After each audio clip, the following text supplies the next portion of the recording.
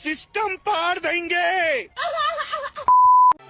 Hello साथीहरू, welcome to my mini blog. आज चाहिँ हामी डुल्नको लागि निस्केको।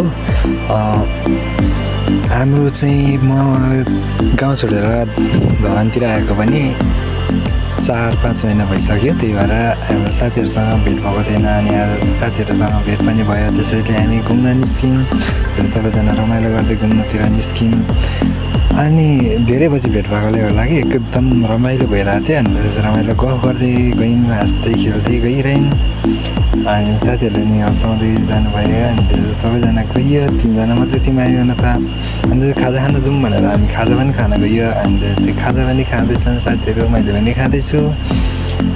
मैले आफूले देखाउनु असम्भव भएको कारणले चाहिँ मैले देखाउन सकिनँ। अनि साथीहरूले खाजा खान थाल्यो। हामी खाजासाजा खाइसकेर फेरि हामी आफ्नै अब हिँड्नु पऱ्यो भनेर हामी हिँड्यौँ। अब चाहिँ घर जानुपर्ने हुन्छ भनेर हामी चाहिँ घरतिर जान्छौँ। आजलाई चाहिँ यति नै भन्नुपर्छ। यो मिनी ब्लग हजुरहरूलाई कस्तो लाग्यो कमेन्ट गरिदिनु होला।